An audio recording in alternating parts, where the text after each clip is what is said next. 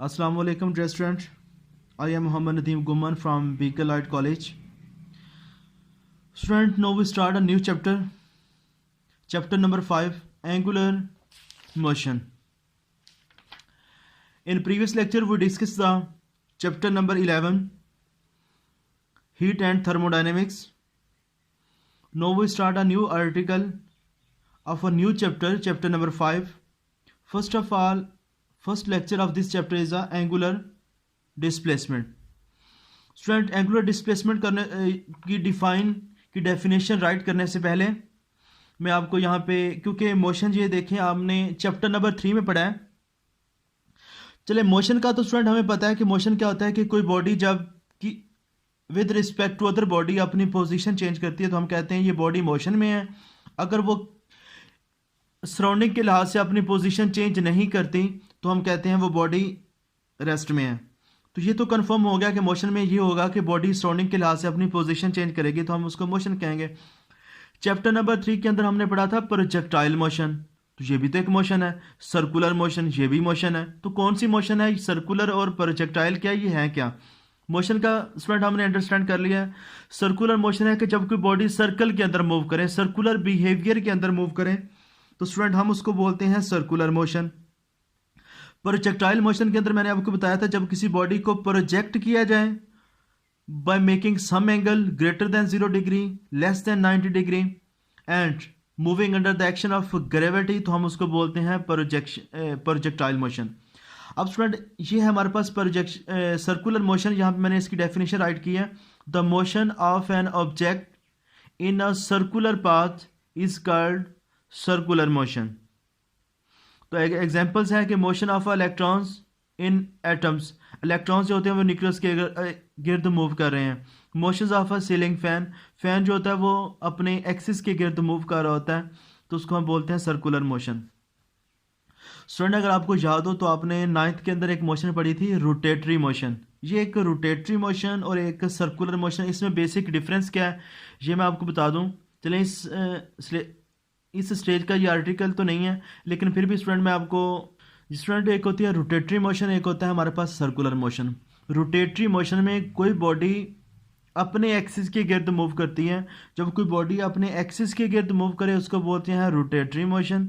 जब कोई बॉडी किसी एक्सटर्नल एक्सिस, किसी दूसरे एक्सिस के गिर्द मूव करे तो उसको बोलते हैं सर्कुलर मोशन. मिसाल के तौर पर हम कोई यहाँ पे स्पोर्ट लगा देते हैं. लेट्स ये स्पोर्ट है, ये कोई बॉडी यही इसके साथ कोई चीज़ बांधी है वो यहाँ पे रोटेट कर दी, ये होगा हमारे पास रोटेटरी मोशन. अब सर्कुलर मोशन क्या है? लेट्स से यहाँ पे हमें स्ट्रिंग बांध दें, उसके साथ कोई मैस बांध देते हैं, वो मैस इसके गिर्द मूव कर रहा है. अब वो मैस अपने एक्सिस के गिर्द नहीं बल्कि इस एक्सिस के गिर्द मूव करेगा, उसको हम बोलेंगे सर्कुलर मोशन. सर्कुलर मोशन और रोटेटरी मोशन में बेसिक डिफरेंस कि सर्कुलर मोशन के अंदर कोई भी बॉडी किसी दूसरे एक्सिस के गिर्द, एक्सटर्नल एक्सिस के अक्रॉस मूव करती है. रोटेटरी मोशन के अंदर कोई भी बॉडी अपने एक्सिस के गिर्द मूव करती है. नेक्स्ट स्टूडेंट हमारे पास angular displacement.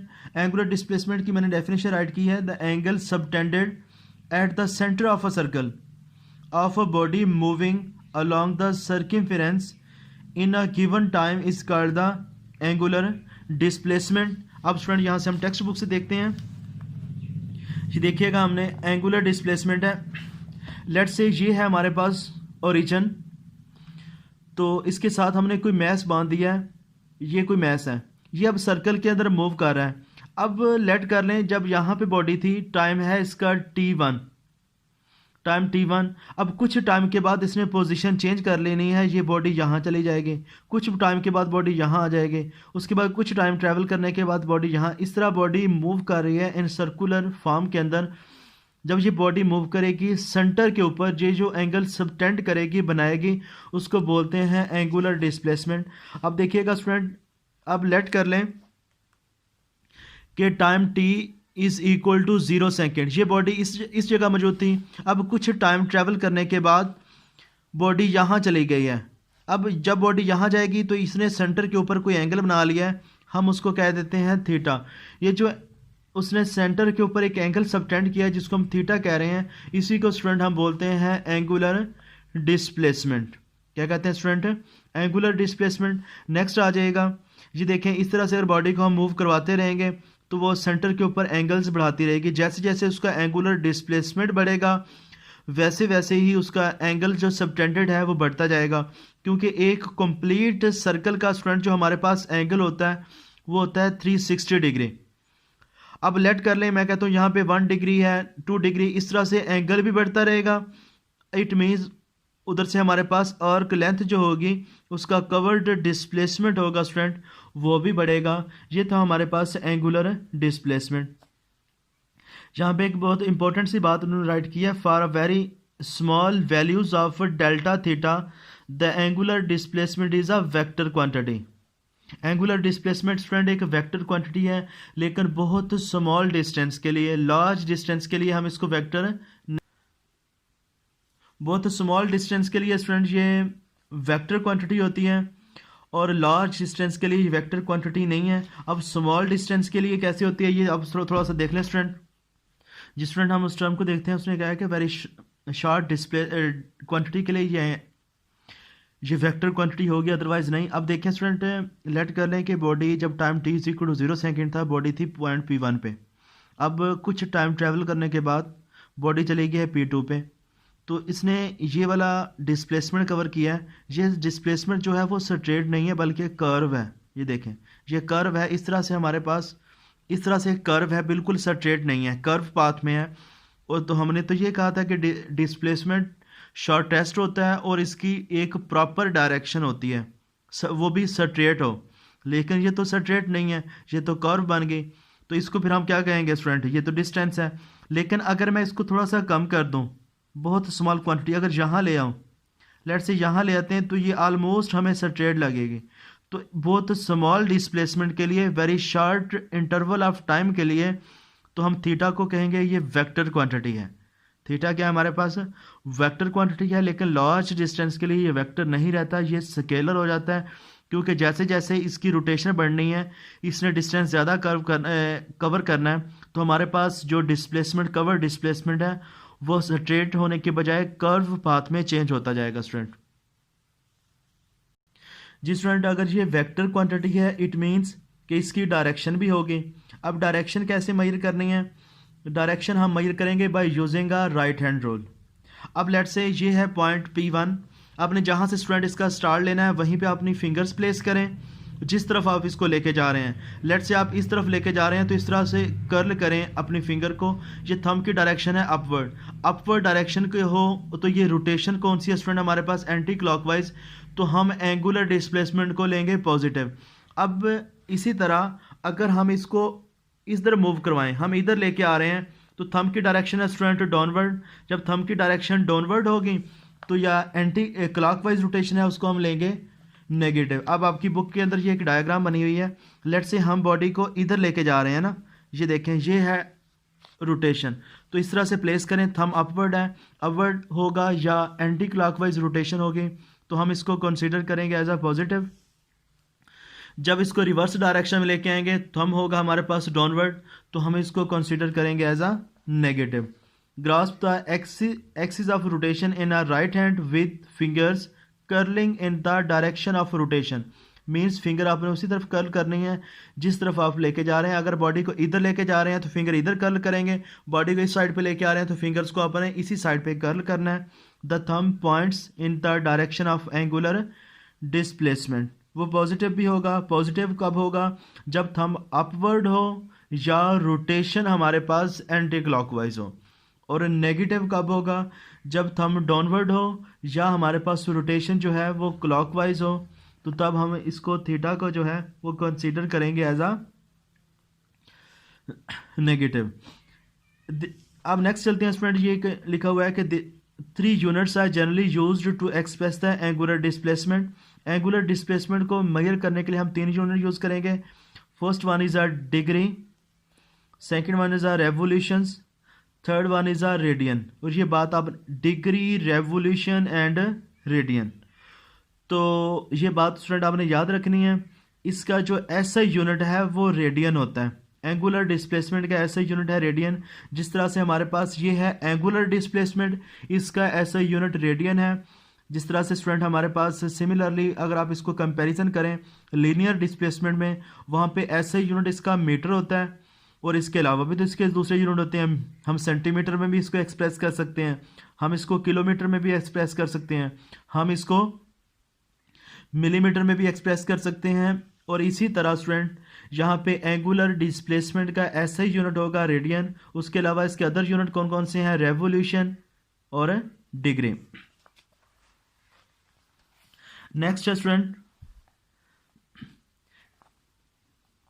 We are already familiar with the first two are regards radian is a SI unit. ये बात याद रखनी है, इसका एसआई यूनिट क्या है, रेडियन है। Consider an arc of length of a circle S of a radius. ये एक छोटा सा प्रूफ है, ये स्टूडेंट मैं आपको करवा देता हूँ।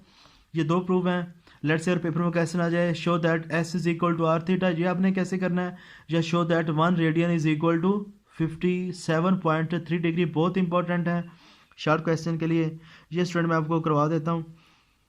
तो चलें पहले एक चीज़ आपको बताता चलूँ, यहाँ पे एक वर्ड लिखा हुआ है आर्क लेंथ ना। आर्क लेंथ क्या होता है, लेट्स से स्टूडेंट ये पॉइंट देख लें, अगर आपको नज़र आ रहा है ये पॉइंट पी से इस पॉइंट तक ना, ये जो पाथ है ये स्ट्रेट नहीं है, कर्व है। कर्व पाथ को स्टूडेंट हम आर्क लेंथ बोलते हैं। एक कंप्लीट जो सर्कल होता है वो डिफरेंट आर्क लेंथ को कंबाइन करने से बनता है। जैसे कि ये एक कंप्लीट सर्कल है तो हम डिफरेंट जब आर्क लेंथ होंगी ना, एक स्ट्रेट पाथ है उसको आर्क लेंथ नहीं कहते, इस तरह से बेंडिंग में हो तो ये आर्क लेंथ है। एक कंप्लीट जो सर्कल होता है वो डिफरेंट आर्क लेंथ को कंबाइन करने से हमारे पास एक कंप्लीट सर्कल हमारे पास स्टूडेंट बन जाता है। तो नेक्स्ट हम ये छोटे छोटे दो प्रूफ हैं स्टूडेंट, इनको जिस स्टूडेंट लेट कर लें कि ये हमारे पास ये क्वेश्चन है, मैं आपको करवा रहा हूँ। S is equal to r theta आपने प्रूफ करवाना है। लेट से ये सेंटर है तो इसको मैं रेडियस इसका आर कह देता हूँ। लेट से बॉडी यहाँ पे मौजूद है, इसको पॉइंट आप P1 कह दें। कुछ टाइम गुजरने के बाद लेट कर लें कि हम कहते हैं बॉडी यहाँ इस पोजीशन पे चले जाती है, पॉइंट P2। अब सेंटर पे उसने एंगल बनाना है थीटा।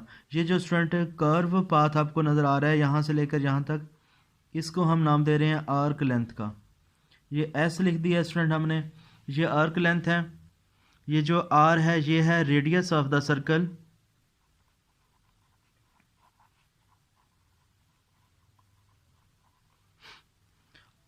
और एस जो है स्टूडेंट हमारे पास ये है आर्क लेंथ।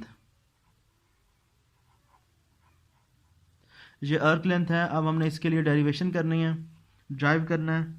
और थीटा जो होता है ये angle subtended at the centre. और यहाँ पे स्टूडेंट एक बात याद रखिएगा, अब देखें अगर आप थोड़ा सा गौर करें, फ़र्ज़ करें मैं कहता हूँ यहाँ पे थीटा जो है 1 रेडियन है।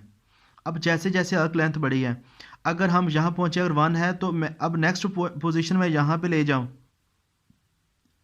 बॉडी इस जगह स्टूडेंट चली जाती है तो एंगल तो और ज़्यादा इसका बढ़ जाएगा। अब फिर ये एंगल हो, इट मीन्स जैसे जैसे बॉडी की पोजीशन चेंज होगी उसी रेशो से एंगल भी चेंज होता जा रहा है। अगर आप थोड़ा सा गौर करें, आर्क लेंथ जैसे जैसे आर्क लेंथ बढ़ेगी उसी रेशो से हमारे पास एंगल भी बढ़ रहा है। तो हम इसको ऐसे भी तो लिख सकते हैं कि theta is a directly proportional to arc length. Theta is directly proportional to arc length. अब स्टूडेंट यहाँ पे मैं अगर प्रोपोर्शनैलिटी साइन को रिमूव कर दूँ तो हम लिख सकते हैं कि थीटा इज इक्वल टू, यहाँ पे कोई कांस्टेंट आ जाएगा, कांस्टेंट इनटू आ जाएगा आर्क लेंथ। ये हमारे पास हो गया आर्क लेंथ। थीटा लेट से मैं यहाँ पे एक कांस्टेंट के प्लेस कर देता हूँ into arc length. Arc length को स्टूडेंट हमने एस से लिखा है, उसकी वैल्यू पुट कर दें, इसको इक्वेशन नंबर लेट से 1 कह देते हैं। ये हमारे पास इक्वेशन नंबर 2। तो थीटा इज इक्वल टू के, आर्क लेंथ की जगह आ जाएगा एस, इक्वेशन नंबर 3। अब ये जो स्टूडेंट मैं अब स्टेटमेंट लिखने जा रहा हूँ ये बहुत इंपॉर्टेंट है। इफ रेडियस, किसी भी सर्कल का स्टूडेंट रेडियस ये इक्वल हो जाए आर्क लेंथ के, रेडियस जो है वो एग्जैक्ट इक्वल हो आर्क लेंथ के, तो देन जो सेंटर के ऊपर एंगल होगा थीटा होगा वो हमेशा 1 रेडियन होता है। क्या होता है स्टूडेंट? 1 रेडियन। ये बात आपने याद रखनी है। क्या कहा है मैंने? लेट कर लें कि लेट आर अगर 1 सेंटीमीटर है तो आर्क लेंथ जो एस है वो भी स्टूडेंट आपकी 1 सेंटीमीटर ही हो, तो देन जो सेंटर के ऊपर एंगल बनेगा वो 1 रेडियन होगा। चलें हम नेक्स्ट मूव करते हैं student. If radius is equal to arc length, radius जो है वो आर्क लेंथ के इक्वल हो जाए तो then theta is equal to हो जाएगा 1 रेडियन के। इट मीन्स अब इक्वेशन नंबर जो 3 है हमारी क्या बन जाएगी, equation number 3 becomes, equation number 3 बन जाएगी स्टूडेंट, थीटा की जगह आ जाएगा 1 radian is equal to constant के वैसे रहेगा। कब होगा, जब एस किसके इक्वल हो जाएगा, आर के। इक्वेशन नंबर 4, इक्वेशन नंबर 3 को स्टूडेंट इक्वेशन नंबर 4 पे डिवाइड कर दें। 3 डिवाइडेड बाय इक्वेशन नंबर 4, तो हम लिख सकते हैं थीटा लेफ्ट हैंड साइड के नीचे डिवाइड होती है, divide by 1 radian is equal to K S divide by K into R. के से स्टूडेंट के क्या हो जाएगा, कैंसल आउट, तो हमारे पास बच जाएगा theta is equal to S over R radian. यही स्टूडेंट हमने प्रूव करवाना था कि थीटा क्या होता है, theta is equal to S over R. अगर आपसे इससे एमसीक्यूज पूछ लिया जाए कि इसका एंगल क्या, सॉरी डायमेंशन क्या होगी, यूनिट क्या होगा, थीटा। एस भी डिस्टेंस है, आर भी डिस्टेंस है, इट मीन्स इसका भी यूनिट मीटर होगा, इसका भी यूनिट क्या होगा, मीटर। कैंसिल हो जाएगा, थीटा यूनिट लेस है स्टूडेंट। ये बात याद रखनी है। ये क्या है हमारे पास, एंगुलर डिस्प्लेसमेंट यूनिट लेस। अगर यूनिट लेस है तो इट मीन्स इसकी डायमेंशन भी नहीं होगी, ये आ जाएगा हमारे पास डायमेंशन लेस। स्टूडेंट हम इसको लिख सकते हैं डायमेंशन लेस है। ये स्टूडेंट आपने एमसीक्यू याद रखना है, थीटा की कोई यूनिट भी नहीं होता, थीटा की डायमेंशन भी नहीं होती। तो इंशाल्लाह हम नेक्स्ट आर्टिकल के साथ हाजिर होंगे, तब तक इजाज़त दीजिएगा। अल्लाह हाफिज़ बेटा।